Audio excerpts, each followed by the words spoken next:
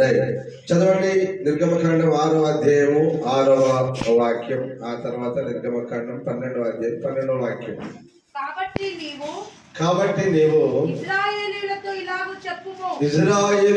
ఇలాగు చెప్పుము, నేనే యెహోవాను, నేను ఐగుప్తీయులు మోయించు బరువుల క్రింద నుండి మిమ్మును వెలుపలికి రప్పించి వారి దాసత్వములో నుండి మిమ్మల్ని విడిపించి నా బాహువు చాపి గొప్ప తీర్పులు తీర్చి.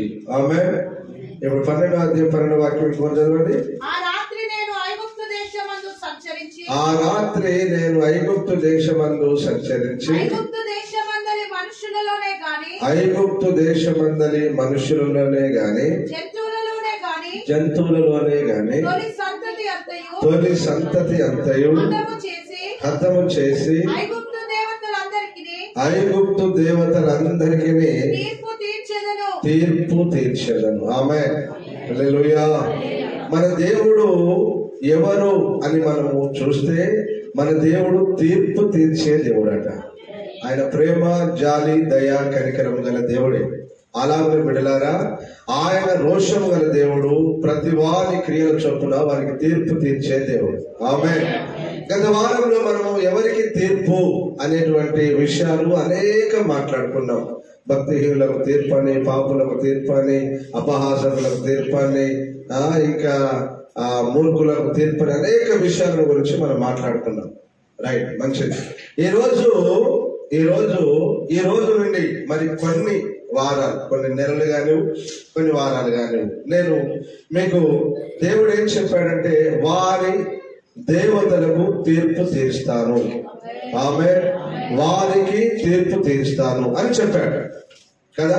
మనం ఆదిలో నుంచి మనం నేర్చుకుంటున్నాం కొన్ని విషయాలు, అక్కడెక్కడ నేను మీకు బోధిస్తున్నాను. కాబట్టి జాగ్రత్తగా మీరు వినండి నాన్న. ఏంటంటే మన దేవుడు ఎవరంటే తీర్పు తీర్చే దేవుడు. ఇప్పుడు ఐగుప్తు దేవతలకు ఎలాగున్నా తీర్పు తీర్చాడు. అక్కడున్న దేవతలు ఏంటి, వారికి ఎలాగో దేవుడు తీర్పు తీర్చాడు అని మనం ఆలోచన చేస్తే, ఐగుప్తు ప్రజలు ప్రాముఖ్యంగా ఇప్పుడు మన లోకం ఉంది, మన దేశం ఉంది. మన దేశంలో మనము మన భారతీయులందరూ ప్రతిదాన్ని దేవుడిగా, దేవతగా సూచించి ఒక విగ్రహమును చేసుకొని కొలుస్తూ పూజిస్తూ ఉంటాం మన భారతదేశాన్ని. అలాగనే ఐగుప్తీయులు కూడా వారు అనేకమైనటువంటి వాటిని దేవుళ్ళుగా, దేవతలుగా పూజించి సేవించేవారు. దేవునికి స్తోత్రం. హల్లెలూయా. ఇప్పుడు దేవుడు ఏం ఆలోచన చేశాడంటే, ఐగుప్తీయులకు మాత్రమే కాదు, వారి దేవతలకు కూడా నేను తీర్పు తీరుస్తాను. ఆమేన్ అని దేవుడు చెప్పాడు. ఎలాగైనా దేవుడు వారికి తీర్పు తీర్చారు. వారి దేవతలు ఏంటి అని కొన్ని చాలా ఉంటాయి కదా. మన దేశంలో అనేక దేవతలు ఉన్నాయి. అలాగే వారి దేశంలో కూడా అనేక దేవతలు ఉంటాయి. కానీ కొన్నికి మాత్రమే ఆయన తీర్పును తీర్చినట్లుగా మనం చూస్తున్నాం. మొదటిగా ఏంటి అని మనం ఆలోచన చేస్తే, దేవుడు మోషే అహరోనును పిలిచి, ఇదిగో మోషే, అహరోను నువ్వు పట్టుకున్న నీ చేతిలో ఉన్నది ఏంటంటే, అయ్యా ఇది కర్రయ్యా అన్నాడు. దాని కింద పడి ఉన్నప్పుడు అదేమైంది నాయన? పాము అయింది. ఈ పామే ఎందుకు అయింది? వేరొకటి కావచ్చు కదా, ఎందుకు చేయలేదు అని మనం ఆలోచన చేస్తే బిడ్డలారా, ఈ ఐగుప్తీయులు పాము అనేటువంటి దేవుడిని వాళ్ళు ఆరాధించేవారు. అందుకే దేవుడు దాన్ని చూపెట్టి వారి దేవుళ్లకు, వారి దేవతలకు తీర్పు తీర్చాలని దేవుడు సంకల్పించాడు, దేవుడు ఆలోచించాడు. రైట్, ఇప్పుడు చదవండి ఆ సంగతులన్నీ, కొన్ని విషయాలు మీకు చెప్తాను. చదవండి. నిర్గమకాండం 7వ అధ్యాయం 8వ వాక్యం చదవండి. మరియు యెహోవా మోషే అహరోనుతో ఇట్లా నేను ఫరో మీ శక్తి చూపుటకై ఒక మహత్కార్యము కనపరచుడని మీతో చెప్పినప్పుడు నీవు అహరోనును చూసి నీ కర్రను పట్టుకొని అదేమైతుందట? అది సర్పమగును. కాబట్టి మోషే అహరోనులు ఫరో యొద్దకు వెళ్ళి యెహోవా తమకు ఆజ్ఞాపించినట్లు చేసిరి. అహరోను ఫరో ఎదుటను అతని సేవకుల ఎదుటను తన కర్రను పడవేయగానే అది సర్పమాయెను. అప్పుడు ఫరో తన విద్వాంసులను మంత్రజ్ఞులను పిలిపించి పిలిపించెను. ఐగుప్తు శకునగారులను కూడా చూసారా నాడు ఉన్నారు. ఎవరు? శకునగారులు, శకునాలు చూసేటోళ్ళు, మాంత్రికులు నాడు ఉన్నారు, నేడు ఉన్నారు. ఉన్నారా లేదు? అప్పుడే ఉన్నారు అనుకున్నారు కాక ఇప్పుడు ఉన్నారు, రేపు ఫ్యూచర్ లో కూడా వాళ్ళు ఉంటారు. ఈ సృష్టి ఎండ్ వరకు వాళ్ళు ఉంటారు. ఎవరు? శకునగారులు, మాంత్రికులు అందరూ ఈ పిచ్చి పిచ్చిగా వ్యవహారాలు చేసే ప్రజలందరూ అనేకులు ఉంటారు. దేవునికి స్తోత్రం. హల్లెలూయా. ఇప్పుడు ఆ మాంత్రికులను కూడా పిలిచారు. ఆ మాంత్రికులను కూడా పిలిస్తే నాన్న ఏం జరిగిందంటే వారు కూడా తమ కర్రలను పడవేశారు. ఏం పడేశారు? వారు కూడా తమ కర్రలను కింద పడవేశారు. వారిలో ప్రతి వాడు తన కర్రను పడవేసినప్పుడు అది సర్పమాయను అహరోను కర్ర వారి కర్రలను మృంగివేయగా యెహోవా చెప్పినట్లు ఫరో హృదయం కఠినమాయని గనుక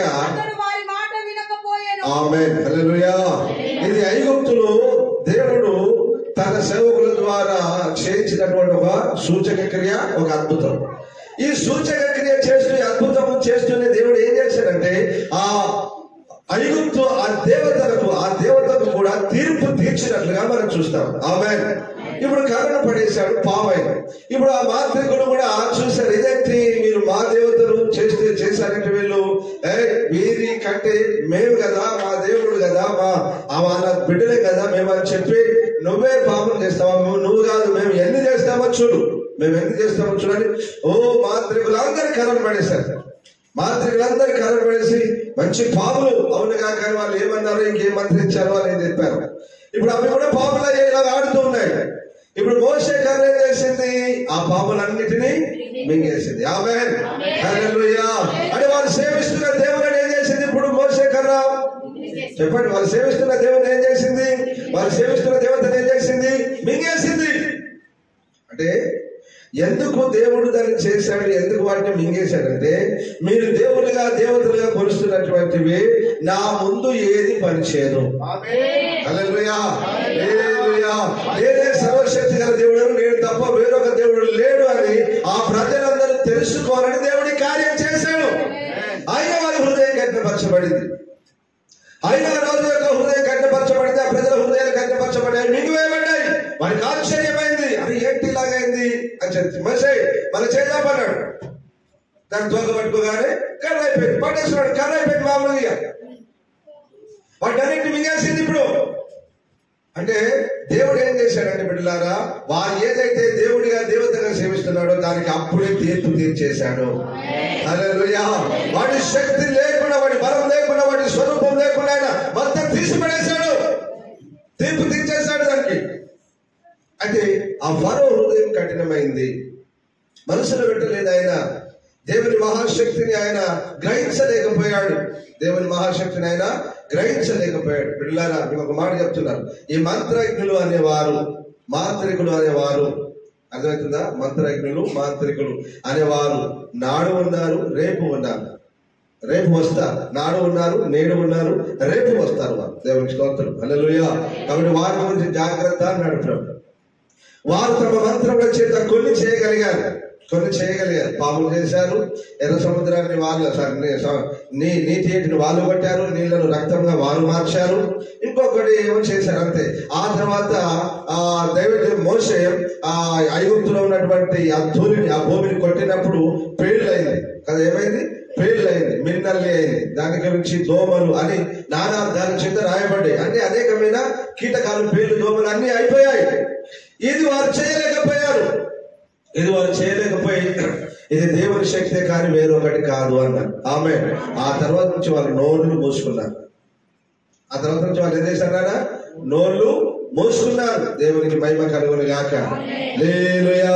అంటే బిడ్డలారా, పాఠం ఏంటంటే దేవుడు ఆ ఐగుప్తు దేవతలకు తీర్పు తీర్చేశాడు. ఆయన ఐగుప్తు దేవుళ్ళు దేవతలను పడిన వాటికి తీర్పు తీర్చేశాడు ఆయన. ఇప్పుడు మనమే చూసాం, చదివాం వాక్యాన్ని. మోషే కర్ర ఏమైందన్నా? మోషే కర్ర ఆ పాములన్నింటినీ మింగేసింది. ఏదైతే వారు దేవుడిగా దేవతగా పూజించారో వాటికి అన్నిటికీ దేవుడు తీర్పు తీర్చేశాడు. ఆమేన్. హల్లెలూయా. హల్లెలూయా. ఇప్పుడు ఈ పాములు ఎవరు సృష్టించారు చెప్పండి? మొదటగా ఆదిలో దేవుడే కలుగజేశాడు. ఎవరు కలుగజేశారా? దేవుడు. ఇక్కడ భూమి నుంచి అన్ని కలుగులు కాకంటే అన్ని కలిగాయి. ఇప్పుడు ఇది ఎప్పుడు సాతాను సాధనంగా మార్చబడింది?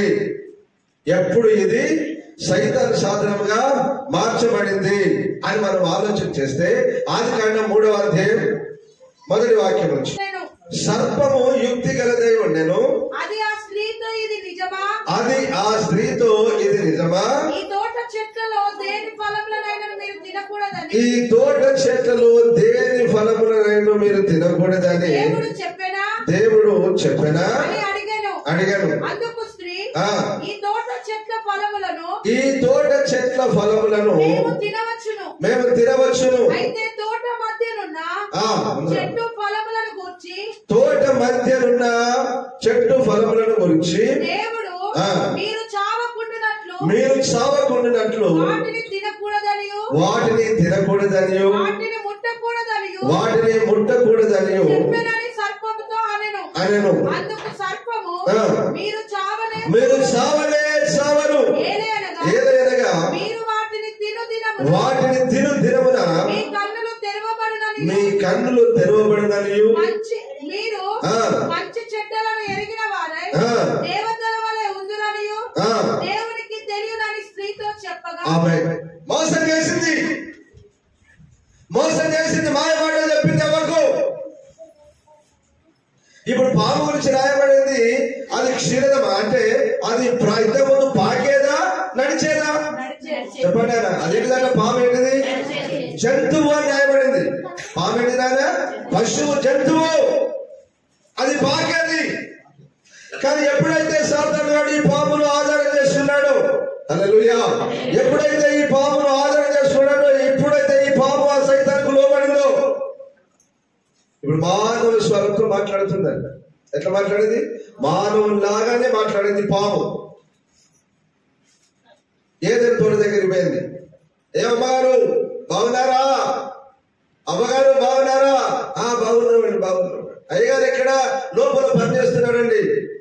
ఏ సంగతి? అన్ని ఫలాలు బాగా తింటున్నారా? మంచిగా ఉందా తోట? ఇది వెళ్ళలేదు కదా తోటలోనికి. ఇది వెళ్ళొద్దా? మరి పోనీ దమ్మంటే పోయి తిరుపో. ఆ ఏదైనా తోటలోనే దమ్ముంటే తిరుపో. తిరగలేదు. ఆ సామర్థ్యం, ఆ పరమశక్తి లేదు. దేవుడు కంచె వేశాడు. పోలేదు గేటు దగ్గర ఉండి కావాలని మాట్లాడగానే పాపం హవ్వ అమ్మ తల్లి గారు ఆ దొంగ మాటలు మోసపోయింది. ఇప్పుడు చెప్పండి, డైరెక్ట్ ఏమడిగిందండి అక్కడ? ఈ తోట చెట్లలో దేని ఫలమైన మీరు తినకూడదని దేవుడు చెప్పానా?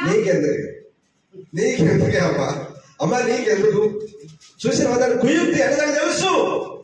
ఇది తినొద్దన్నాడని తెలుసు. ఇది తింటే మీరు చస్తారని తెలుసు. ఇది తింటే శపిస్తాడు దేవుడు అని తెలుసు. ఇది తింటే ఏదేం తోటలోకి ఎల్లగొడతాడని తెలుసు. ప్లాన్ చేసింది. బిడ్డలారా జాగ్రత్త. నేను అందుకని చెప్తాను, ఎప్పుడు ఎవ్వరి మాట మీరు వినొద్దు. చెప్పగట్టిగా హల్లెలూయా. ఇతరుల మాటలు వినొద్దు. అట్లనా అక్క, ఇట్లనా, ఇట్లా కదా వాక్యం అంటున్నదా, ఇట్లా చేయొద్దు. ఇవన్నీ దొంగ మాటలు మాట్లాడుతూ ఉంటారు అందరు. బయట వాళ్ళు అందరు దొంగ మాటలు బొట్టు పెట్టుకోవద్దాం ఎక్కడైనా, గాజులు వేసుకోవద్దాం ఎక్కడైనా. ఆ పాస్టర్కి ఏం పని లేదు, ఇవే పని చెప్తాను పాస్టర్ గారు అని చెడగొడతారు. నిన్ను చెడగొడతారు. దేవునికి స్తోత్రం, హల్లెలూయా. కానీ దేవుడు మాత్రం అప్పుడే తీర్పు తెచ్చేశాడు. హల్లెలూయా. చెడగొట్టింది పాపం, చెడగొట్టింది తల్లిగారు, చెడగొట్టింది. ఫలాలు తిన్నారు. ఇప్పుడు ఏమైందో ఏదైనా తోటలోకి వెళ్ళి గెంటు వేయబడింది. ఏదైనా తోటలోంచి గెంటు. ఇప్పుడు ఏమైంది? వాడికి సంతోషం. దేవుడు వీళ్ళను శపించేసాడు. రైట్, ఇద్దరిని వలలో పడేస్తున్నా, అయిపోయింది. దేవుడు ఏదైనా తోట వాళ్ళు పెడతారా? అక్కడ ఉంచుతాడా? మేము పిచ్చోళ్ళమా? మమ్మల్ని శపిస్తాడా? మమ్మల్ని నరకం పంపిస్తాడా దేవుడు? వీళ్ళందరూ కూడా నరకం శపథుడు అని సంతోషించి అప్పుడు దేవుడు వెంటనే దిగి వచ్చాడు. ఆమేన్, హల్లెలూయా. దేవుడు వెంటనే దిగి వచ్చాడు. 14వ వాక్యం చదివారు. అందుకు దేవుడైన యెహోవా సర్పముతో నీవు దీన్ని చేసినందున పశువులన్నిటిలోను భూ జంతువు వినారా, భూ జంతువు అదే. ఇప్పుడు క్షీరదం పాకేదాన్ని ప్రాకే ప్రతిదాన్ని ఏమంటారు? క్షీరదము అంటారు. కాళ్ళతో నడిచేదాన్ని జంతువు అంటారు. రెండు కాళ్ళతో నడిచేవాడిని మనిషి అంటారు. ఇట్లా డివైడ్ చేస్తారు ఒక్కొక్కటి. ఓకేనా? రైట్. భూ జంతువులన్నిటిలో నీవు శపించబడిన దానివై నీ కడుపుతో ప్రాకుచు నీవు బ్రతుకు దినములన్నీ మన్ను తిందువు. చూసారా, అప్పుడే ప్లాన్ దేవుడి. ఎంత గొప్ప దేవుడు అండి, ఎంత గొప్ప దేవుడు. సృష్టి ఆదిలోనే ఎప్పుడైతే మానవుని సాతాను గారు చెడగొట్టాడు, అప్పుడే ప్లాన్ చేసి పెట్టాడు దేవుడు. అప్పుడే ఒక ప్రణాళిక చేసి పెట్టాడు. అప్పుడే దాని మీద ఒక తీర్పును ప్రారంభించాడు ఆయన. సాతాను గారికి ఒక తీర్పును రెడీ చేసి పెట్టాడు ఆయన. చదువు. మరియు నీకును స్త్రీకిని నీ సంతానమునకు ఆమె సంతానమునకును వైరము గొడవే కొట్లాడే పంచాదే వైరము కలగజేసేదను. అది అనగా కింద ఫుట్నోట్లు ఏమైనా ఆయన నిన్ను తల మీద కొట్టును, నీవు ఆయనను మడిమ మీద కొట్టెదవు. ఇప్పుడు మీరేం చదవాలంటే వాక్యం కింది పైకి చదవాలి, పైకి కింది చదవాలి. నీవు ఆయనను మడిమ మీద కొట్టెదవు. ఆయన చనిపోతూ ఆయన నీ తల మీద కొడతాడు. ఆమేన్, హల్లెలూయా. ఇట్లా వాక్యాన్ని అర్థం చేసుకోవాలి. ఆయన అంటే ఎవరు? ప్రభు అయిన యేసుక్రీస్తు. ముందు ఏం చేసింది? యేసయ్యను చంపిస్తుంది. శాస్త్రులు ఆ పరిశీలన లేపింది, అన్యజనులు లేపింది, శత్రువులను లేపింది. వాడు దేవుని కుమారుడు చంపాయి ప్లాన్ చేసింది దాంట్లో. కానీ దానికి ఏమర్థం కాలేదు. దాని మరణం, దాని జీవం యేసయ్య ప్రాణంలో ఉందని దానికి అర్థం కాలేదు. ఆమేన్, హల్లెలూయా. ఎప్పుడైతే ఏదైనా తోటలో ఆ మాట చెప్పాడో అప్పుడే దీనికి తీర్పు ప్రారంభించాడని సత్యం ఆ సంగతి అది గ్రహించలేకపోయింది. దాని అధికారం, దాని ఆధిపత్యం యేసయ్య శిలువ వేయబడ్డం ద్వారా, యేసయ్య మరణించడం ద్వారా దానికి తీర్పు జరుగుతుందని సత్యం సాతాను ఎరగలేదు. కనుక వాడు యేసు ప్రభువును చంపించడానికి లేకపోతే వాడిని చంపిస్తాడు. లోకం ఎవరి వశంలో ఉంది? వారి వశంలో. ఆ రాజులు, ఆ శాస్త్రులు వాళ్ళందరూ వారి వశంలో ఉన్నారు. ఎందుకు చంపించాడు? కాపాడండి నా ప్రాణం, నా జీవం, నా అధికారం, నా ఆధిపత్యం ఆయనలో ఉంది, ఆయన ముట్టొద్దు అని చెప్పవాడు. కానీ చేసే ప్లాన్ ఏంది? నువ్వు దేవుని కుమారుడవా, దేవుని శోధించింది రాళ్ళ బట్టి శోధించింది, అన్ని శోధించి లాస్ట్కు టైం వచ్చింది, దేవుని సమయం వచ్చింది. వాడు ప్లాన్ల మీద ప్లాన్లు, ఎత్తుగడల మీద ఎత్తుగడ.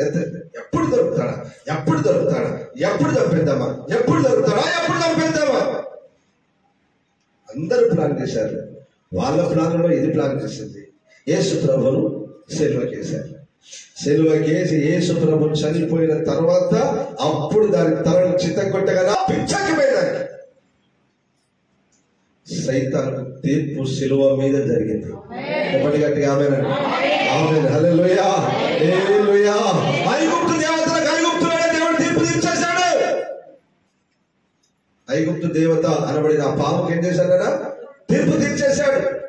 అంటే దాని అర్థం ఏంటంటే ఆ పామును ఒక దేవుడిగా, దేవతగా ఐగుప్తీయులు సేవించేవారు. అందుకనే మోషే అహరోను కర్ర వేసినప్పుడు పాము అయింది. అదే పాము ఏం చేసిందంటే వారి దేవుళ్ళు, వారి దేవతలను ఎవరైతే కొలుస్తున్నారో వాటిని మింగి వేసింది. ఆమేన్, హల్లెలూయా. అదొక సూచక క్రియగా కనబడుతుంది. కానీ బిడ్డలారా, నిజంగా నేను చెప్తున్నాను, ఒక తీర్పే.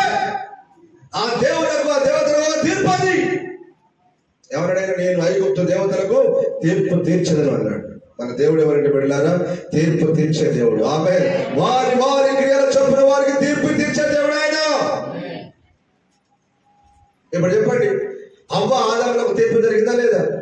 నువ్వు శపించబడతావు రే ఆదాము. నేను తర్వాత చెప్తాను, ఇది మళ్ళీ తర్వాత చెప్తాను మీకు. కానీ ఇప్పుడు ఆదాము ఏమన్నాడు? నువ్వు చెమటగార్చి కష్టపడి తింటావు కనుక అమ్మాయి, నీవు ఆ సైతాన్ మాట విన్నందుకు గాను ప్రసవంతో, నొప్పుల వేదనతో పిల్లల్ని కంటావు. మళ్ళా నీ భర్తగా నీకు వాంఛ కలుగుద్దని. కడుపు నొప్పులు వచ్చినాయని ఇంత కష్టపడి పిల్లలు కానీ నీ భర్త పుట్టకుండా ఆగిపోవు. మళ్ళీ నీ భర్త మీద నీకు వాంఛ కలుగుతుంది, మళ్ళీ పిల్లల్ని కంటూనే ఉంటారు. మీరు అలా శ్రమ పడుతూనే ఉంటారు. దేవుడు శపించేశాడు, వారిని శపించాడు. అలాగనే పాపం నువ్వు దీన్ని చేసినందుకు అన్నాడు, భూమి మీద ప్రాగుతావు అన్నాడు. ప్రాకేం చేస్తుందంటే ఏం చేస్తుందంటారా? పాము ఏం చేస్తుంది కదా? మన్ను తింటుంది. ఇప్పుడు మన్ను తినే వారందరూ ఏమన్నారా? మన్ను తినేటప్పుడు ఎవడైనా గుర్తుపెట్టుకున్నారా? పాము అంటే సర్ప సంతానం వాడు సైతాన్ కొడుకు, సైతాన్ బిడ్డ. మన్ను తినొద్దు నాన్న. మానవుడు అన్నం తిని బతకాలి. ఆమె చెప్పలేదు, మన్ను తినొద్దురా, అన్నం తినాలి. నీకు నొప్పి రోగం వస్తే మీలో ఎవడైనా రోగి అయితే నూనె రాసి ప్రార్థన చేస్తే వాడిని బాగు చేస్తాను అన్నాడు. నువ్వేం తాగాలి? యేసు రక్తం అని నీళ్లలో యేసు రక్తం వేసుకొని ప్రభు ఇది మీ రక్తం అని చెప్పి ప్రార్థన చేసుకొని తాగు, బాధపడతావు. దేవుడు బాగా చేస్తాడు కార్యం.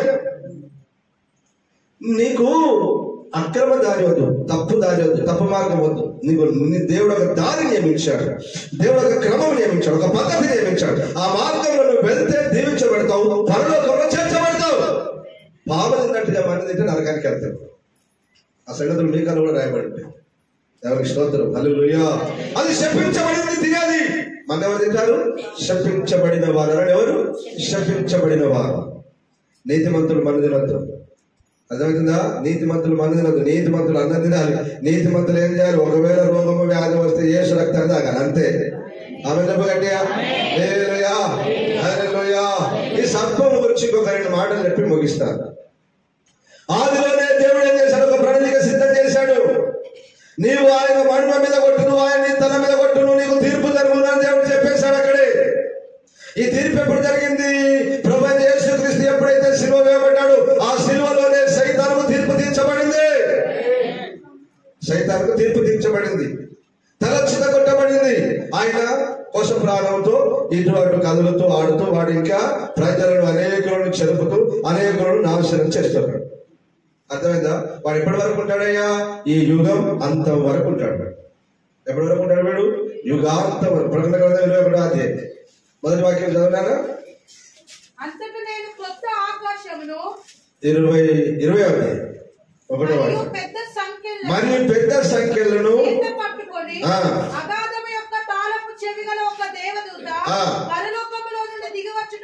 సూచితని. అది ఏ సర్పం నాదా? ఆది సర్పము. ఎక్కడ కనబడుతుంది నీకు? ఆది కాండం 3వ అధ్యాయంలో కనబడుతుంది. అదే సర్పం. ఆది సర్పమును అనగా ఆది అపవాది అని, సైతాన్ అని ఆ ఘట సర్పమును. సర్పం అంటే పాపే కదా. అందుకనే ఇప్పుడు ఈ పాపం ఏమైందంటే సైతాన్ సాధనంగా మార్చబడింది. ఇది ఎండ్ వరకు ఉంటుంది. దీని కార్యక్రమాలన్నీ ఎండ్ వరకు ఉంటుంది, యుగాంతం వరకు ఉంటుంది.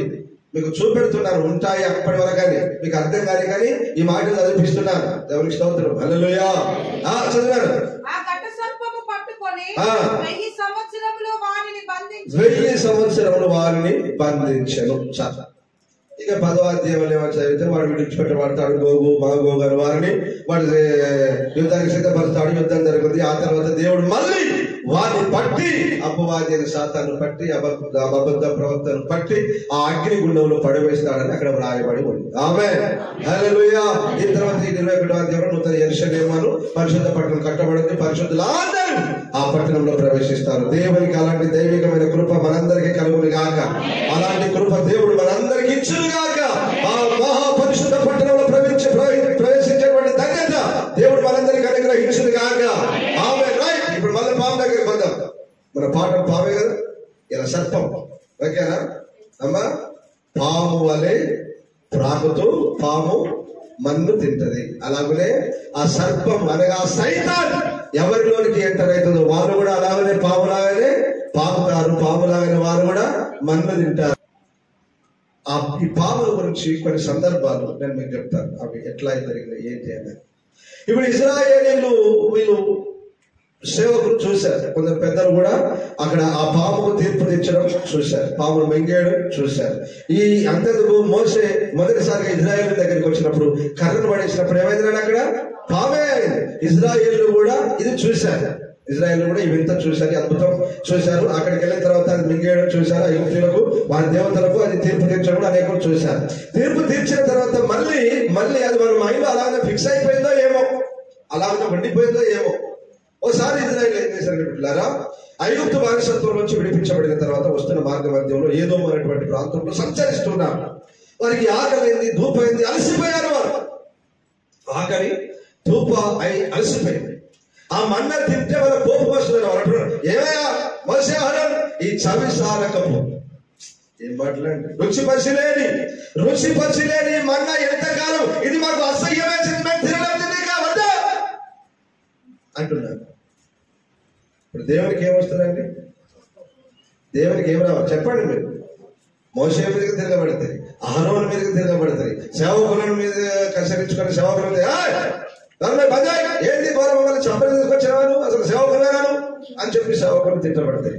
సేవకులు తిట్టడం మాత్రమే కాదు, ఇప్పుడు ఏమన్నట్టున్నారు, ఆ పంపేవాళ్ళే పరలోకం వచ్చి మన్నా రుచి లేదు పసి లేదు, ఏం ధ్యానం మాకు అవసరం లేదు, మాకు అసహ్యం వేస్తుంది దాన్ని తినాలంటే అంటున్నారు వాళ్ళు. తీసారు సంఖ్యాకాండం చేయాలి, సంఖ్యాకాండం ఎన్నో అధ్యాయం 21వ అధ్యాయం 4వ వాక్యం.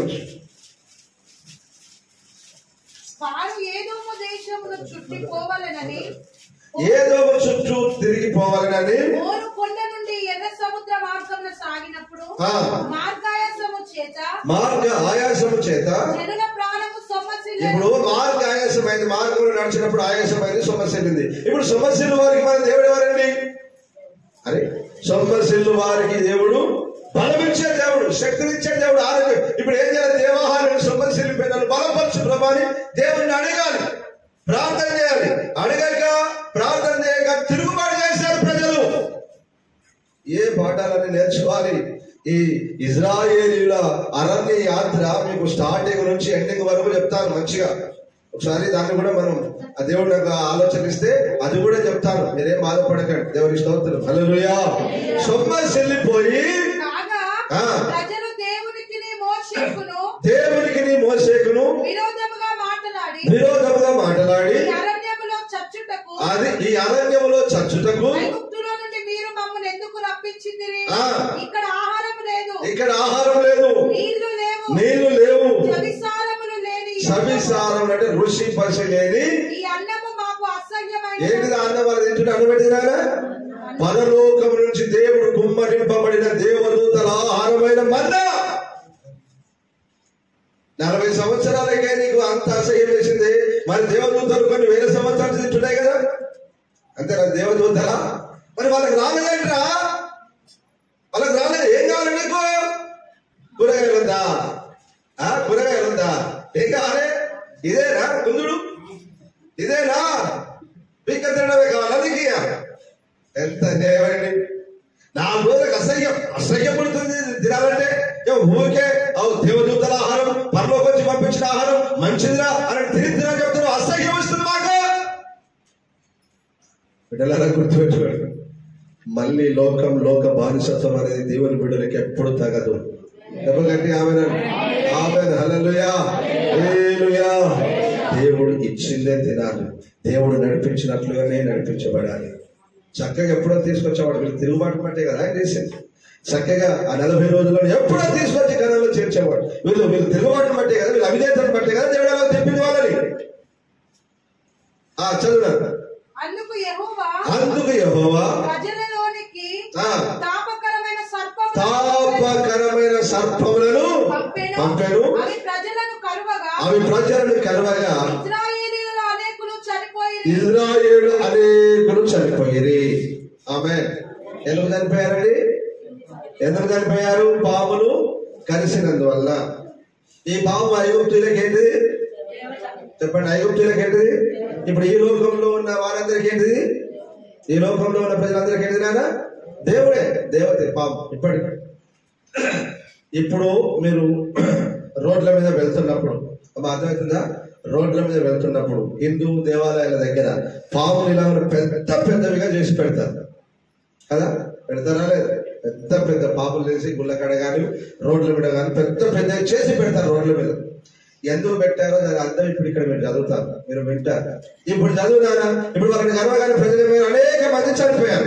చనిపోయిన వారు చనిపోయినప్పుడు మిగతా పెద్దవాళ్ళు ప్రజలు ఏం చేశారంటే, మిగతా కొందరు మిగిలిన వారు పెద్దలు వచ్చి అయ్యా మేము యెహోవాకు మీకు విరోధంగా మాట్లాడి తప్పు చేసామయ్యా, ఇదిగో ఈ పాపను మా మధ్యలో వచ్చి పెట్టి తోలువేయండి ప్రభువా అని చెప్పి దేవుని బతిలాడండి అయ్యా, అడగండి అయ్యా, దైవ సేవకుడు అయ్యారు, ప్రార్థన చేయండి అయ్యారు అని మళ్ళా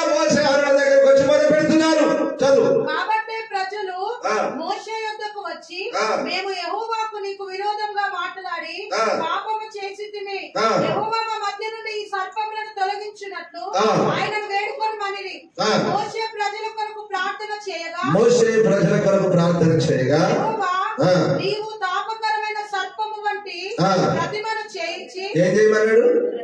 నీవు తాపకరమైనటువంటి ఒక సర్పము, ఒక పాము, తాపకరమైన సర్పము వంటి ప్రతిమ, బొమ్మ, విగ్రహం, ఒక విగ్రహము చేసి స్తంభము మీద పెట్టుము. ఒక స్తంభం మీద పెట్టు. అప్పుడు కరువబడిన ప్రతి వాడు దాని వైపు చూచి బ్రతుకునని మోషేతో సెలవిచ్చెను. కాబట్టి మోషే ఇత్తడి సర్పం ఒకటి చేయించి స్తంభము మీద దానిని పెట్టెను. అప్పుడు సర్పపు కాటు తిరిగిన ప్రతి వాడు ఆ ఇత్తడి సర్పమును నిదానించి చూచినందున బ్రతికెను. ఆమేన్. హల్లెలూయా, హల్లెలూయా. ఇదొక అద్భుతమైన మాట. దేవుడు ఏమన్నాడు? పైన ఆకాశం అందే కానీ, కింద భూమిలోనే కానీ, భూమి కింద నీళ్ళేందే కానీ దేని రూపమునైనను దేని విగ్రహమునైనను చేసుకొనకూడదు అన్నాడు. వాస్తవానికి విగ్రహాన్ని చేసుకోవచ్చా? చేసుకోనకూడదు. మరి ఎందుకు చేయించాడు? ఇదొక మర్మం, ఇదొక ప్రశ్న. సింపుల్, మీకు ఈజీగా అర్థమైపోతుంది. చెప్తారు, ఏం లేదు పెద్ద. ఇదొక ప్రశ్న, ఓకేనా? మరి వాస్తవానికి దేవుడు చూస్తే బ్రతకాలి, దేవుడు బాగు చేయాలి. దేవుడు ఇంకేదో చేస్తే ప్రజలందరూ బాగా కావాలి. మీ సొంత పక్షి వ్యవహారం నేనే అన్నాడు. వేరొకటి ఏదో చేస్తే కావాలి, బాగా కావాలి. అలాగే కాలేదు. అలా కాకుండా ఇప్పుడు ఒక స్తంభం మీద ఒక ఇత్తడి సర్పమును చేసి నాకు పెట్టుకొనక దాన్ని నిదానించి చూసిన వారందరూ బ్రతుకుతారు అన్నాడు. హల్లెలూయా, హల్లెలూయా. పాము కరవగానే వస్తున్నాడు, ఆ పాము ఇట్లనే చూస్తున్నాడు, పామును చూస్తున్నాడు. చూసిన వాడు ఏమవుతున్నాడు? బ్రతుకుతున్నాడు, వెళ్ళిపోతున్నాడు.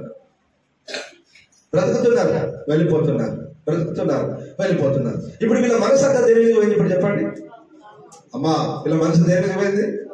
అంతే కదా, పాము మీదకే పోయింది. కానీ ఇది చెప్పిన దేవుని మీదకి పోలేదు. రైట్, ఇప్పుడు నన్ను చూడండి. దేవుడు దేన్నైనా వాడుకోగలడు. గట్టిగా చెప్పాలి. హల్లెలూయా, హల్లెలూయా.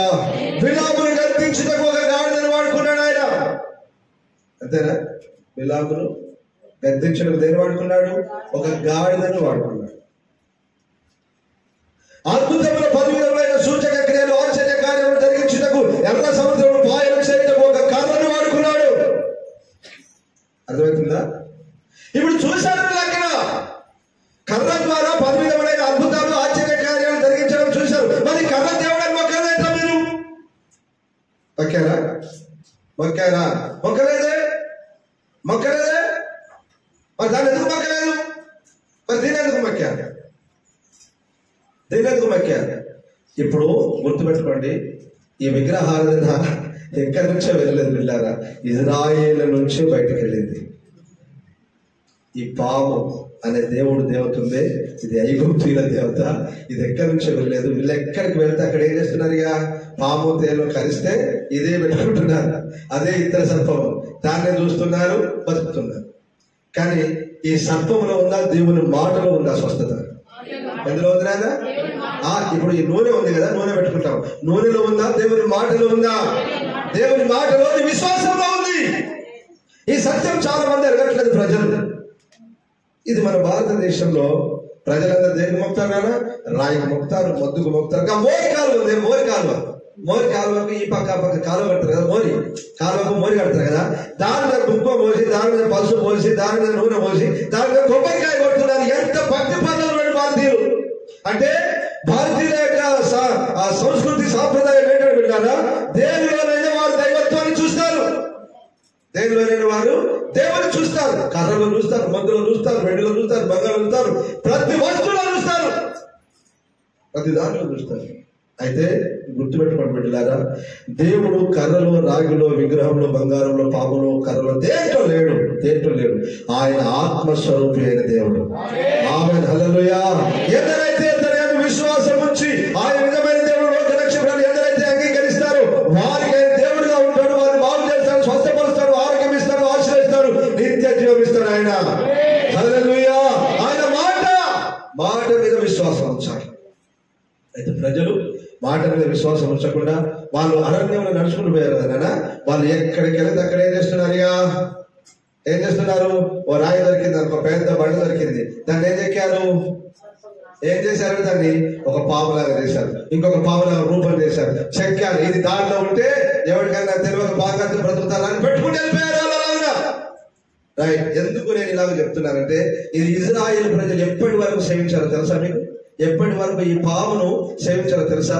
2వ రాజుల గ్రంథం 18వ అధ్యాయం మొదటి వాక్యం చదివితాను నేరుగా. మొదటి 2 వాక్యాలు చదివి 4వ వాక్యానికి వెళ్ళి, ఇజ్రాయేలు రాజును 3వ సంవత్సరమందు యూదా రాజును అహదు కుమారుడైన హిజ్కియా ఏలనారంభించాడు. 4వ వాక్యం డైరెక్ట్. ఈ హిజ్కియా రాజు ఉన్నత స్థలములను పడగొట్టి విగ్రహములను పగలగొట్టి దేవతా స్తంభములను పడగొట్టి ఏ సర్పమునారా? ఏ సర్పమును? ఎవరు చేసిన సర్పము అని? ఇప్పుడు ఈ సర్పాన్ని ఏం చేస్తున్నారు వీళ్ళందరూ? పట్టుకొని పోయారా లేదా? అరణ్యంలో వదిలేశారా? వదిలేదు. ఏదైతే ఈ విగ్రహం చేస్తున్నారో, ఏదైతే ఇద్దరు సర్పం చేస్తున్నారో దాన్ని వాళ్ళ వెంటే తీసుకొని వెళ్ళిపోయారు. ప్రత్యక్ష గుడారం నిర్మించుకున్నారు. దేవుని మహిమ దిగి వచ్చింది. దేవుని కార్యాలు చూశారు, అద్భుతాలు చూశారు, ఆశ్చర్య కార్యాలు చూశారు. ఎన్నో ఎన్నో ఎన్నో అద్భుతాలు చూసినప్పటికీ దేవుడి తన మహిమ చేత ప్రత్యక్ష గుడారం దేవుని మందిరానికి దిగి వచ్చినప్పటికీ పాపమాత్రం వాళ్ళు విడువలేదు, విగ్రహాన్ని మాత్రం వాళ్ళు విడువలేదు. ఇది మీరు గమనించాల్సింది. ఈ పాపం ఎక్కడిది నానా? ఎక్కడి నుంచి వచ్చింది? ఇది ఎక్కడి నుంచి వచ్చింది? ఐగుప్తులో. ఎక్కడి నుంచి వచ్చింది? ఐగుప్తులో నుండి వచ్చింది. వాళ్ళు ఐగుప్తులో దాన్ని చూశారు కనుక దానికి అక్కడ ఆ జంతు ఆశ, అది ఆ పాపం ఏం చేసిందంటే వాళ్ళని కలిసింది. కలిసినందువల్ల పాపం అనే విగ్రహాన్ని చేయించి పెట్టాడు. ఆయన చేసి పెట్టి దాన్ని చూడమన్నాడు. అయితే ఆయన మాట మీద వారు విశ్వాసము ఉంచలేదు, కానీ దాన్ని చూశారు. దాన్ని అలాగనే ఆ విగ్రహాన్ని పట్టుకొచ్చుకున్నారు. ఎప్పటి వరకు సేవించారంటే దాదాపు హిజ్కియా రాజు కాలం వరకు సేవించారు. సొలొమోను రాజు మందిరం కట్టారు. మొదటి రాజుల్లోనే కదా 4-5 అధ్యాయాల్లోనే కట్టింది. మరి అప్పుడు దేవుని మహిమను చూడలేదు, ప్రత్యక్ష గుడారం కట్టలేదు. ప్రత్యక్ష గుడారం కట్టినప్పుడు దేవుని మహిమను చూడలేదు, యాజకులు బలి అర్పించలేదు, బలు ద్వారా పాపక్షమాపణ కలగలేదు, అనేకులు స్వస్థత విడుదల కలగలేదు. అన్ని చూశారు. ఇంకొందరు సంఖ్యలో పెట్టుకొని వచ్చుకుంటారు. కొందరు ఉంటారు కదా, అందుకని అంటారు లోక ఆచారములు విడువని క్రైస్తవులు అనేకులు ఉంటారు. లోక ఆచారములను, విగ్రహములను, అక్రమములను, పాపములను విడువని అన్య జనుల ఆచారం చదువుతున్న నడుస్తున్న క్రైస్తవులు ఇంకా ఉన్నారు. క్రైస్తవులు వీళ్ళని ఏమనాలి? క్రైస్తవుల్లో ఉన్న అన్య జనులు. క్రైస్తవులను చెప్పుకుంటున్న అన్య జనులు ఉన్నారు. దేవునికి స్తోత్రం. హల్లెలూయా. ఇప్పుడు హిజ్కియా రాజు ఏం చేశాడు? దాన్ని తుత్తునియలుగా కొట్టి చిన్న బిడ్డలుగా ముక్కలు ముక్కలుగా చేసి పడేశాడు దాన్ని. ఇంకెప్పుడు మీరు ఈ పాపం అనే దేవతను పెట్టుకోవద్దు, ఇంకెప్పుడు దీన్ని మొక్కద్దు, ఇంకెప్పుడు దీన్ని ఆరాధించద్దు. చదువు అక్కడ చదువు, అక్కడ చదువు. 4వ వాక్యం. చేశాను. దానికి ఇజ్రాయేలీలు నెహుష్తారను పేరు పెట్టి ఏం చేశారంటారు? వీళ్ళు ధూపం వేస్తున్నారు. ధూపం ధూపం ధూపం. చూసావా? దేనికి? పాముకు, విగ్రహానికి ధూపం వేస్తున్నారు. కొన్ని చోట్లకు వెళ్ళినప్పుడు పెద్ద పెద్ద పాములు చేసి పెట్టారు. నాకు ఈ వాక్యాన్ని చదువుతున్నప్పుడు ఓహో వీళ్ళు ఎందుకు చేసి పెట్టారా అనుకున్నాను. ఎందుకు చేసి పెట్టారు? దారిలో ఎందుకు చేసి పెట్టారని నాకు రాత్రి అర్థమైంది. మొక్కాలి, సేవించాలి, ఆరాధించాలి, ధూపం వేశాలి ఇజ్రాయేలీలు. నాకు అందరూ చూడండి, దూడ, ఆవు విగ్రహం ఎక్కడి నుంచి వచ్చింది? ఎక్కడి నుంచి వచ్చింది? ఇజ్రాయేల్ నుంచి. విగ్రహాలు ఎక్కడి నుంచి వచ్చింది? ఇజ్రాయేల్ నుంచి. పాము అనే విగ్రహం ఎక్కడి నుంచి వచ్చింది? ఇజ్రాయేల్ నుంచి. దేవుడు ఏమన్నాడు? మీరు ఏ విగ్రహం చేసుకోవద్దు, ఏది వద్దన్నాడు, తీసేయడం అన్నాడు, విగ్రహానికి మొక్కద్దు అన్నాడు. దేవునికి స్తోత్రం. హల్లెలూయా, హల్లెలూయా. ఇప్పుడు ఏం చేశారంటే దేవుడు దాన్ని చిన్న భిన్నములు చేసిన తర్వాత, ఒరే బాబు దాన్ని మీరు ఇక చేయొద్దురా, దాన్ని మీరు మొక్కొద్దురా, దాన్ని మీరు ఆరాధించొద్దురా అని చెప్పి కీర్తన 91:11 చదువు. 91:11. నీవు సింహములను నాగు పాములను తొక్కెదవు. ఆమేన్, హల్లెలూయా. ఇప్పుడు పూజించిన దాన్ని ఏమంటున్నాడు? అమ్మా పూజించిన దాన్ని ఏమంటున్నాడు? తొక్కరా దాన్ని. తక్కు ఇజ్రాయేలు ఇంతవరకు తెలియక పూజించావు కదా కొడుక, దానికి తొక్కు, దాన్ని సేవించొద్దు నువ్వు, ఇక దాన్ని మొక్కొద్దు, దాన్ని తొక్కు అన్నాడు. మొక్కుమన్నాడా తొక్కుమన్నాడా? మరి ఎందుకు మొక్కుతున్నారు? ఇజ్రాయేలు ఇంకెందుకు మొక్కుతున్నారు? విగ్రహాలకు ఇంకెందుకు మొక్కుతున్నారు? దేవుడు దానికి తీర్పు తీర్చేశాడు కదా, ఆదిలోనే ఐగుప్తులోనే తీర్పు తీర్చేశాడు కదా. దేవునికి స్తోత్రం. హల్లెలూయా హల్లెలూయా. ఇప్పుడు తొక్కుమన్నాడు, దేవుడు తానే తొక్కేశాడు. ఎలాగునా యోహాను సువార్త 3వ అధ్యాయం 12వ వాక్యం ఓపెన్ గా. సంబంధమైన సంగతులు నేను మీతో చెప్పితే మీరు నమ్మక ఉన్నప్పుడు పరలోక సంబంధమైనవి ఎలాగ నమ్ముదురు? మరియు పరలోకము నుండి దిగి వచ్చిన వాడే అనగా మనుష్య కుమారుడే తప్ప పరలోకమునకు ఎక్కిపోయిన వాడెవడనూ లేడు. అరణ్యములో ఇక్కడ కూడా చూడండి, దాన్ని ఎత్తి మాట్లాడుతున్నాడు. అరణ్యంలో మోషే సర్పమును ఎలాగ ఎత్తెనో అలాగనే విశ్వసించు ప్రతివాడు నశింపక ఆయన ద్వారా నిత్య జీవం పొందినట్లు. హల్లెలూయా హల్లెలూయా. ఆ మోసే సర్పమును ఎత్తితే ఎలాగో చూసి బ్రతికాడు. ఇప్పుడు దాన్ని హెచ్చరించి ఈ ఇజ్రాయేలుతో చెప్తున్నాడు, సర్ప సంతానమా, ఒరే సర్ప సంతానమా, నా మాట వినండి రా. అప్పుడు మోసే ఎత్తినప్పుడు దాన్ని చూసి బ్రతికారని మీరే చెప్తున్నారు కదా. అలాగే విశ్వసించు ప్రతివాడు అనగా విశ్వాసం ఉంచు ప్రతివాడు నశింపక నిత్య జీవం పొందినట్లు మనుష్య కుమారుడు కూడా ఎత్తబడాలి. ఆమేన్ హల్లెలూయా. మనుష్య కుమారుడు కూడా ఒక స్తంభం మీద నిలబడాలి. ఏంటి ఆ స్తంభం? సిలువ స్తంభం. ఏంటి ఆ స్తంభం? సిలువ మీద నిలబడాలి. ఎప్పుడైతే ఆ సిలువ మీద నిలబడినటువంటి ఆ ప్రభు యేసుక్రీస్తును ఎవరైతే చూస్తారో, ఎవరైతే ఆయన విశ్వాసం చూస్తారో, ఇప్పుడు ఏం జరుగుతుందట? విశ్వాసం ఉంచు ప్రతి వాడు నశించిపోక నిత్య జీవం పొందినట్లు ఆయన ఎత్తబడ్డాడు. భూమికి ఆకాశానికి మధ్యలో వేలాడబడ్డాడు.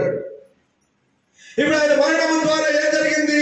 అపవాదైన సాతానుకు తీర్పు తీర్చబడింది. హల్లెలూయా హల్లెలూయా. ఇది ఆయన తీర్పులు ఇలా ఉంటాయి. వారికి తెలియలేదు, యేసు ప్రభు చనిపోతే నాకు తీర్పు తీర్చబడుతుంది, నా తల చిన్నపట్టబడుతుంది, నా అధికారం నా ఆధిపత్యం పోతుంది అని వారికి తెలియలేదు. కనుక వాడు ప్రధానులు లేపాడు, రాజులు లేపాడు, మిగిలిన వాళ్ళని లేపాడు, అందరూ లేపాడు. ఆయన చంపునట్లుగా ప్రేరేపించాడు. లాస్ట్ చివరికి ఆయన సహోదరుడైన ఇస్కరియోతు యూదాను కూడా లేపాడు. రొట్టె ద్రాక్ష రసంలో ముంచి ఇవ్వగానే యూదాలో ఏం ప్రవేశించిందట? సాతాను ప్రవేశించడం రాయబడి ప్రవేశించింది. అర్థమవుతుందా మీకు? వాడికి గనుక నా మరణం, నా అధికారం, నా ఆధిపత్యం యేసయ్య మరణంలో ఉన్నదని తెలిస్తే యేసు ప్రభుని వాడు చావనీయకపో. దేవుని కార్యాలకు సర్వలోకంలో ఉన్న మనుషుల రక్షణ కొరకు వాడు అడ్డుపడు. ఆటంకపడు. వారికి తీర్పు ఎప్పుడు తీర్చబడిందంటే సిలువలో తీర్పు తీర్చబడింది. హల్లెలూయా హల్లెలూయా. వారికి అధికారం లేదు, ఆధిపత్యం లేదు. వారి అధికారం అంతా పోయింది, ఆధిపత్యం అంతా పోయింది. మరణం యొక్క పాత్ర లోకం యొక్క తాళం చెవులను తీసుకొని ఎక్కడికి వెళ్ళిపోయాడైనా? తండ్రి సన్నిధిలోనికి వెళ్ళిపోయాడు. ఆమేన్ హల్లెలూయా. ఇప్పుడు దాని మీద వాటి మీద ఏం చేశాడు? ఆ పాపం మీద ఏం చేశాడు? దేవుడు మనకు అధికారం ఇచ్చాడు. ఇప్పుడు తక్కువ అంటున్నాడు, వారికి నేను తీర్పు తీర్చేశాను. నా కొడుక నా పిల్లలారా, ఇదిగో అపవాదైన సాతాను ఆది సర్పం, ఆ గడ సర్పమైనటువంటి ఆ పాముకి, ఆ సర్పానికి నేను తీర్పు తీర్చాను. ఆ సైతానికి నేను తీర్పు తీర్చాను. కాబట్టి ఇప్పుడు అధికారం ఆధిపత్యం నాది, నా అధికారం నా ఆధిపత్యం మీది.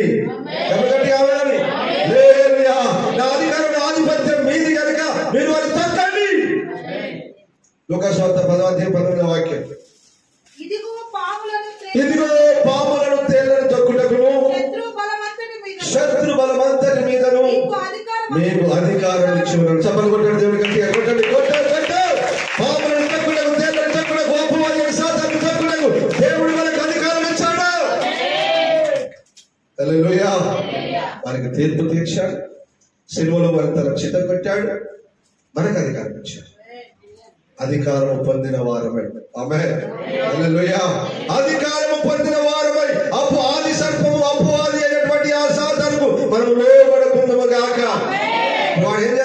చూస్తున్నాడు. ఏదైనా తోటలో అవ్వను మోసం చేసినట్లుగా దేవుని ప్రజలైన క్రైస్తవులందరూ కూడా మోసం చేయాలని చూస్తున్నాడు వాడు. తెలుసా మీకు? 2 కొరింథీ 11:3 వాక్యం. వివేకముగా నేను మాట్లాడినను మీరు సహింపవలనని కోరుచున్నాను. నన్ను గూర్చి మీరు ఎలాగైనా సహించుడు. దేవాశక్తితో మీ ఎడల ఆసక్తి కలిగి ఉన్నాను.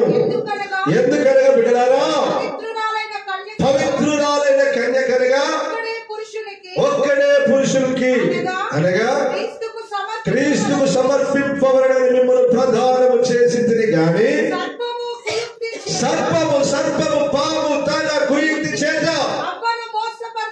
అవ్వను మోసపరిచినట్లు మీ మనసులను చెరపబడి పౌలు భయం. ఈ యావత్ ప్రపంచంలో నిజమైన సేవకుల భయం కూడా అదే.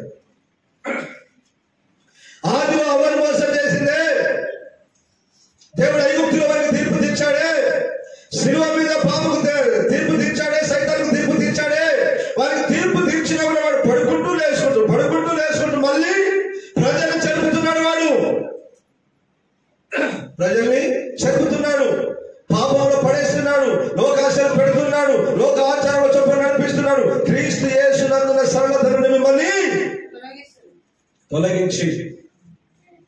తొలగించి లోక సంబంధమైన అపవిత్రత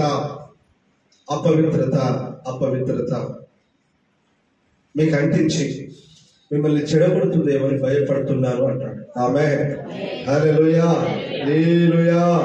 బిడ్డలారా, వాడు ఇంకా చెడగొడుతున్నాడు. కానీ వానికి ఒక రోజు ఇంకా టైం ఉంది. ప్రకటన గ్రంథంలో చెప్పారు కదా, 25 చదువుకున్నాం కదా. అప్పుడు బంధిస్తాడు. బంధించిన తర్వాత కొంతకాలం విడిచిపెట్టిన తర్వాత మళ్ళా గోగు మాగోగు అనేటువంటి వారిని వాడు ఏకం చేస్తాడు, యుద్ధం జరిగిస్తాడు. దేవుని స్తోత్రం, హల్లెలూయా. ఆ తర్వాత వాడు పట్టబడి అగ్నిగుండంలో వేయబడతాడు. అతను మునుపు వాడు మామూలు చేస్తారండి కార్యాలు. 12వ అధ్యాయం ప్రకటన గ్రంథం 12వ అధ్యాయం వాడు మామూలు యుద్ధాలు చేసి అనుకుంటున్నారా మీరు? ప్రకటన గ్రంథం 12వ అధ్యాయం 3వ వాక్యం చదివాను. అంతటా పరలోకమందు ఇంకొక సూచన కనబడెను. ఇదిగో ఎర్రని మహాఘట సర్పము. ఏంటది? ఎర్రని మహాఘట సర్పము. దానికి 7 తలలు. ఎన్నిసార్లు తీర్పు తీర్చినా కూడా మనకి ఏం లేదు, ఆ జంకు లేదు, భయం లేదు. అయితే ఇది ఎండింగ్ వరకు ఉండాలి కాబట్టి, దీని ద్వారానే లోకానికి తీర్పు జరగబోతుంది కాబట్టి ఉంచాడు అంతే. ఎప్పుడో చేశాను కూడా ఎప్పుడో చేసేస్తారు దేవుడు, కానీ తీర్పు మాత్రం తీర్చేశాడు. ఏంటి ఆ తీర్పు? నిత్య నరకం, నిత్యాగ్ని. ఆమేన్. దానికి 7 తలలను 10 కొమ్ములను ఉండెను. దాని తలల మీద 7 కిరీటములు ఉండెను. దాని తోక ఆకాశ నక్షత్రములలో 3వ భాగము నీర్చి వాటిని భూమి మీద పడవేసెను. కనగైన ఆ స్త్రీ కనగానే ఆమె శిశువును మృంగివేయవలెనని ఆ ఘట సర్పము స్త్రీ ఎదుట నిల్చుండెను. సమస్త జనములను ఇనుప దండముతో ఏలై ఉన్న ఒక మగ శిశువును ఆమె కనగా ఆమె శిశువు దేవుని యొద్దకు సింహాసనము వద్దకు కొనిపోబడెను. ఆ స్త్రీ అరణ్యమునకు పారిపోయెను. అచ్చట వారు 1220 దినములు ఆమెను పోషింపవలెనని దేవుడు ఆమెకు ఒక స్థలము సిద్ధపరిచి ఉంచెను. అంతలో పరలోకమందు ఒక యుద్ధము జరిగెను. మిఖాయేలును అతని దూతలను ఆ ఘట సర్పముతో యుద్ధము చేసిరి. చేయవలనని ఉండగా ఆ ఘట సర్పము దాని దూతలు యుద్ధము చేసిరి, కానీ గెలవలేకపోయిరి. కనుక పరలోకమందు వారికి ఇక స్థలము లేకపోయెను. కాగా సర్వలోకమును మోసపుచ్చుచు అపవాది అనియు సాతాను అనియు ఆది సర్పమైన ఘట సర్పము. ఆమేన్. అందరూ హల్లెలూయా. ఫస్ట్ నిలబడి ఎవరి మింగళం చూసింది? 12వ అధ్యాయం ఎవరి మింగళం చూసింది? మొదటి వాక్యాల్లో స్త్రీ అది కరుణ గర్భం, అది సారీ మగ శిశువులు మింగాలి. ఆ మగ శిశువు అని అనుకుంటున్నారు సంపూర్ణ సిద్ధి పొందిన జ్యేష్ఠుల సంఘం. ఆమె చెప్పండి. ఆమె హల్లెలూయా.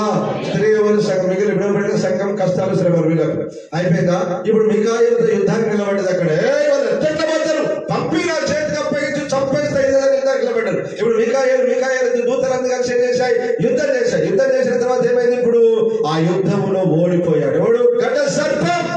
వారి దూతలు వారి సైన్యం అంతా ఓడిపోయింది, పడిపోయారు. ఇప్పుడు దేవునికి స్తోత్రం. హల్లెలూయా. అధికారం ఆధిపత్యం మన యేసయ్యదే బిడ్డలారా. కాబట్టి వాడు తోకతో ఆడిస్తున్నారని మీరు అనుకుంటున్నారా? వారి పనులు ఇంకా ఉన్నాయి కాబట్టి వారి మాటలకు ఎవ్వరు మోసపోవద్దు. అందుకని పౌలు బాధ ఏంటంటే మీరు మోసపోవద్దు. ఆ సైతాన్ గాడు, ఆ సర్పం మోసం చేసుకుంటూ తిరుగుతుంది. వారి మాటలు నమ్మకండి బిడ్డ. వారి మాటలకు మోసపోకండి. ఇంకా లోక సంబంధమైన ఆచారాలు, అపవిత్రత అంటించుకోకండి.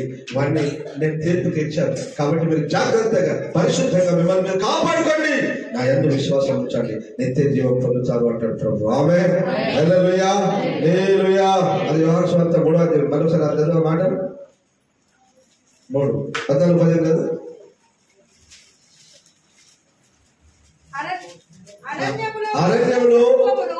అరణ్యంలో మోసే సర్పమును ఎలా ఇత్తడి సర్పమును ఎలా ఎత్తారో అలాగే విశ్వసించు ప్రతి వాడు నశింపక ఆయన ద్వారా నిత్య జీవం పొందినట్లు. ఆమేన్. హల్లెలూయా.